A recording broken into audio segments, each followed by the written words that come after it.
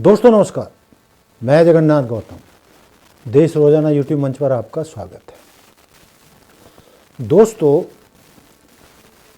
हरियाणा में भाजपा की तीसरी बार सरकार बने हुए 5.5 महीने से लगभग ज़्यादा हो चुके हैं, लेकिन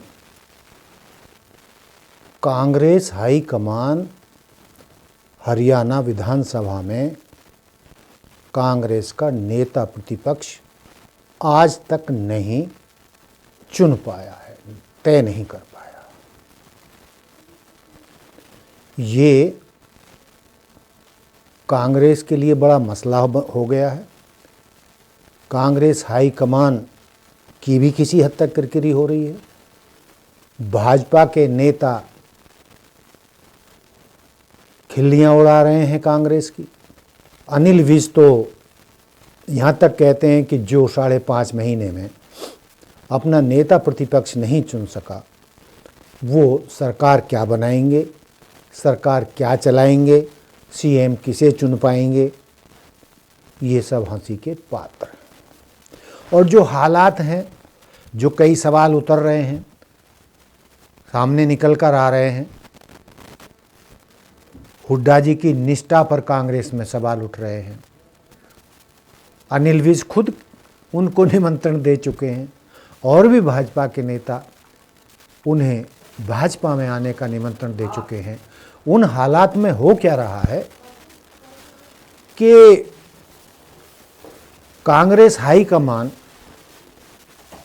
हुड्डा पर कोई अंतिम फैसला ले नहीं पा रहा है। उनकी या कहें राहुल गांधी की पूरी निष्ठा या कहें पूरा एतबार अब हुड्डा जी पर बचा नहीं है। इसी के चलते इसमें देरी हो रही है। कहा तो ये भी जा रहा है, हमारी कुछ कांग्रेस के वरिष्ठ नेताओं से बातचीत हुई तो उनका कहना है कि कांग्रेस हाईकमान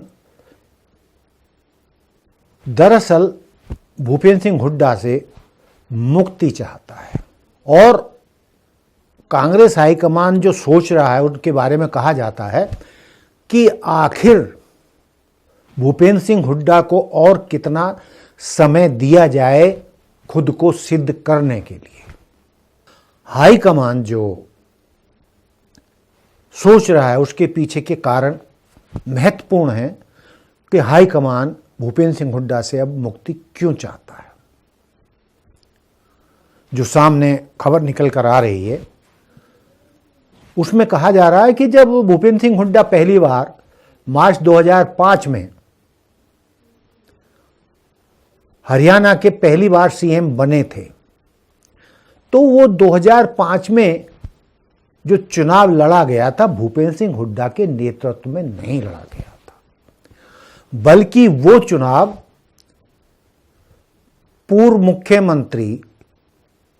स्वर्गीय पूर्व मुख्यमंत्री भजनलाल जी के नेतृत्व में लड़ा गया था। और भजनलाल जी के नेतृत्व में लड़े गए उस चुनाव में कांग्रेस ने 90 में से 67 सीटों पर कब्जा किया था। वो बात अलग है कि माना जाता था उस समय कि भजनलाल के रिश्ते हाईकमान से बहुत अच्छे नहीं थे या सोनिया गांधी से बहुत अच्छे नहीं थे। वो भी अपनी ताकत का गलत आकलन कर रहे थे, इसलिए कांग्रेस हाईकमान को या सोनिया गांधी जी को आंखें दिखाने लगे थे। और जब कांग्रेस को वो 2005 में 90 में से 67 सीटें मिली तो कांग्रेस हाईकमान ने भजनलाल जी को ठिकाने लगा दिया और उनकी जगह सीएम किसको बनाया? सीएम बनाया भूपेंद्र सिंह हुड्डा को, जो ना तो विधानसभा का चुनाव लड़े थे और वो उस समय लोकसभा में थे। तो दोस्तों, जब वो पहली बार चुनाव लड़े तो वो कोई वो चुनाव कांग्रेस के नेतृत्व में नहीं लड़ा गया था, भूपेंद्र सिंह हुड्डा जी के नेतृत्व में नहीं लड़ा गया था और बना दिया गया उनको। 5 साल उन्होंने अपनी सरकार चलाई, जमकर सरकार चलाई। लेकिन जब 2009 में चुनाव हुए विधानसभा के, और वो जो चुनाव हुए थे सही मायनों में वो चुनाव भूपेंद्र सिंह हुड्डा के नेतृत्व में थे जब 2009 में चुनाव विधानसभा के हुए हरियाणा में। तो दोस्तों, भूपेंद्र सिंह हुड्डा के नेतृत्व में जब कांग्रेस ने चुनाव लड़ा तो सीटें 67 से घटकर 40 रह गई। यानी भूपेंद्र हुड्डा के नेतृत्व में 27 सीटें कांग्रेस लूज कर गई। वो बात अलग है कि हुड्डा जी ने तोड़ फोड़ करके, जोड़ तोड़ की नीति करके, भजन लाल जी की पार्टी के विधायक तोड़ के जैसे तैसे अपना बहुमत बनाया और 5 साल सरकार चलाई। और 2009 के बाद 5 साल तक सरकार चली। लेकिन उसके बाद जब 2014 में हरियाणा विधानसभा के चुनाव हुए, कांग्रेस के मात्र, यदि मैं गलती नहीं कर रहा हूं तो 40 से भी घटकर सिर्फ 15 विधायक जीत पाए। उससे फिर अगली बार, हाँ 2014 में तो इनेलो नेता प्रतिपक्ष जो, मतलब वो ज़्यादा मिले थे उनको सीटें, इनेलो को, तो उनको ज़्यादा सीटें मिली थी। कांग्रेस भूपेंद्र सिंह हुड्डा के नेतृत्व में तीसरे नंबर पर चली गई थी। फिर चुनाव हुए 2019 में। 2019 में कांग्रेस की सीटें तो बढ़ गईं, 30-31 हो गईं, लेकिन भूपेंद्र सिंह हुड्डा कांग्रेस को सत्ता में लाने में नाकामयाब रहे। लेकिन दोस्तों, अब जो 2024 में विधानसभा चुनाव हुए, ये भी जो है भूपेंद्र सिंह हुड्डा के नेतृत्व में चुनाव लड़े गए और इस बार भी भूपेंद्र सिंह हुड्डा कांग्रेस को सत्ता में लाने में नाकामयाब रहे। यानी कहा तो यह भी जाता है कि उनको 2005 वाली स्थिति याद थी और वो नहीं चाहते थे कि भाई कांग्रेस को 60-70 के बीच में सीटें मिलें और भजन लाल जैसा हाल मेरा ना हो जाए। तो इसलिए वो सिर्फ मिनिमम सीटें चाह रहे थे कि भाई 45-50 के बीच में आ जाए ज़्यादा, और जिससे कि कांग्रेस हाईकमान पर दबाव रहे और वो मुझे ना बदल सकें और उनकी मजबूरी बन जाए भूपेंद्र सिंह हुड्डा को हरियाणा का चीफ मिनिस्टर बनाना फिर से। तो दोस्तों, मेरा कहने का लब्बो लुभाव ये है कि जो कांग्रेस के अंदर से जो आवाज़ें आ रही हैं कि कांग्रेस भूपेंद्र सिंह हुड्डा के नेतृत्व में हर बार चुनाव हारती रही है, चुनाव जीत नहीं सकी है, तो हाईकमान आखिर उनको कितना झेले। उनकी उम्र भी हो चुकी है, 78 साल हो चुकी है, लेकिन कुर्सी है कि कुर्सी की लालसा, कुर्सी का कांटा बड़ा मुश्किल से बच पाता है। इसलिए 78 साल की उम्र में भी वो आज भी भूपेंद्र सिंह हुड्डा हरियाणा का सीएम बनने के ख्वाब देखते हैं। ख्वाब देखना कोई बुरी बात नहीं है, लेकिन कांग्रेस जनों का मानना है कि अब उनको और लोगों को भी जगह देनी चाहिए और लोगों को भी आगे आने देना चाहिए। नेता प्रतिपक्ष का दावा उनको छोड़ देना चाहिए और आज मैं कुछ कांग्रेस के वरिष्ठ नेताओं से बात कर रहा था, बल्कि रोहतक के ही एक नेता से बात कर रहा था, तो उनका दावा था कि यदि कांग्रेस हाईकमान भूपेंद्र सिंह के हुड्डा के दबाव में रहकर काम करेगा तो भूपेंद्र सिंह हुड्डा के नेतृत्व में कांग्रेस कभी भी सत्ता में नहीं लौटेगी। कुछ लोग कहते हैं कि यदि भूपेंद्र सिंह हुड्डा कांग्रेस छोड़ गए, भाजपा में चले गए, तो जो कांग्रेस, जो प्रदेश का जाट है, जो एक ताकतवर समुदाय है, वो कांग्रेस से छिटक जाएगा और वो कांग्रेस से छिटक कर फिर इनेलो की तरफ चला जाएगा, चौटाला परिवार की तरफ चला जाएगा और कांग्रेस जो जाट वोटरों को अपने साथ लाने में किसी हद तक कामयाब रही है, उससे भी हाथ धो बैठेगी। लेकिन दोस्तों, इसका सिक्के का दूसरा पहलू भी है। पहली बात तो कांग्रेस हाईकमान ने इतने अवसर हुड्डा जी को दिए कि किसी नेता को नहीं मिले हैं।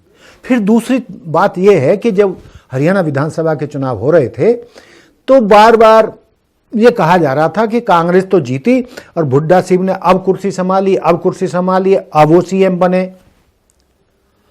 और पद बंटने लगे थे। मंत्रिमंडल में किसको लिया जाए, किसको कौन सा महकमा दिया जाए, यहां तक की बातें होने लगी थी। ये यहां तक तो ठीक था। कई लोग मानते हैं, पक्ष के भी और विपक्ष के भी, कि जो हरियाणा का गैर जाट समुदाय है, जो मोटे तौर पर 75% से ज्यादा है हरियाणा में गैर जाट समुदाय, उसका मानना है जब भी हरियाणा में जाट मुख्यमंत्री बनता है तो पूरा जाट समुदाय पूरे राज्य पे छा जाता है, औरों के लिए स्पेस नहीं बचता। सबसे ज्यादा जाट मंत्री बनाए जाते हैं, सबसे ज्यादा चेयरमैन बनाए जाते हैं, सबसे ज्यादा अधिकारी जाट बनाए जाते हैं। और बनाया जाना ही नहीं है, बल्कि वो एक तरीके से गैर जाट समुदायों को हड़काते हैं और कहते हैं ये हमारा राज्य है, हरियाणा हमारा राज्य है, हरियाणा की सत्ता पर हमारा कब्जा है, सबसे ज़्यादा काम होंगे तो हरियाणा के होंगे। यानी जो कुछ भी सत्ता के बल पर मिलता है उस दौरान में वो जाट समुदाय को ही मिलता है और 75% जो गैर जाट समुदाय, नॉन जाट समुदाय, वो अपने हकों को तरसता रह जाता है। ऐसा बहुत सारे नॉन जाट नेताओं का मानना है और उनका ये भी कहना है कि जाट बिना सत्ता के रह नहीं सकता और जब सत्ता में आता है तो एक तरीके से आतंक सा मचा देता है। हर तरफ जाट ही जाट दिखाई देते हैं, हर पद पे जाट दिखाई देते हैं। तो जितना भौकाल चुनाव के दौरान में ये मचा के हुड्डा जी अब सीएम बन रहे हैं, हरियाणा में सरकार कांग्रेस की बन रही है और कांग्रेस की सरकार बनने का मतलब था हरियाणा में कि जाटों की सरकार बन रही है। तो जो नॉन जाट समुदाय, गैर जाट समुदाय कांग्रेस के साथ जुड़ना भी चाहता था या ओबीसी के लोग उतने जुड़ना भी चाहते थे या दलित समुदाय के लोग जो बड़ी तादाद में कांग्रेस के साथ जुड़ना चाहते थे, ऐन चुनाव के समय जाटों के भौकाल से वो पीछे हट गए और उन्हीं के चलते कांग्रेस सत्ता में आते आते रह गई और भाजपा तो इस नीति पे चल ही रही है कि जाट वर्सेस नॉन जाट। और तीसरी बार भी भाजपा नेतृत्व और आरएसएस नॉन जाटों को ये समझाने में कामयाब रहे कि यदि जाटों की सत्ता कांग्रेस में आ गई तो नॉन जाट को कोई नहीं पूछेगा, उनका भौकाल होगा। इसीलिए जो नॉन जाट कांग्रेस को सत्ता में लाना चाहते थे वो भी काफी हद तक पीछे हट गए। कुछ कांग्रेस नेता ये भी कहते हैं कि यदि कांग्रेस हाईकमान ने या भूपेंद्र सिंह हुड्डा ने 90 में से 45 सीटें अपने पास रखी होती और 45 बड़ा दिल करके दूसरे गुट के नेताओं को दी होती तो भी कांग्रेस सत्ता में आ जाती। उनका कहना है कि लोग कांग्रेस को तो सत्ता में लाना चाहते थे, लेकिन वो जाटवाद से भी डरे हुए थे। हालांकि मेरा ऐसा मानना नहीं है, लेकिन जो सत्ता के गलियारों में चर्चाएं हैं वो ऐसी ही हैं और इन्हीं चर्चाओं के चलते इस बार भी हुड्डा के नेतृत्व में कांग्रेस को सत्ता से हाथ गंवाना पड़ा। मैं एक बार ये दोहराते हुए कि आखिर 2005 से लगातार कांग्रेस पर भूपेंद्र सिंह हुड्डा का कब्जा है और वो कांग्रेस को सत्ता में नहीं ला पा रहे हैं, तो कांग्रेस हाईकमान बहुत गहराई से ये सोच रहा है कि यदि कांग्रेस का पुनर्जन्म हरियाणा में करना है तो उनको भूपेंद्र सिंह हुड्डा के भौकाल से मुक्ति पानी होगी। उनकी उम्र भी हो चुकी है, उनको कांग्रेस हाईकमान दशकों आजमा चुका है।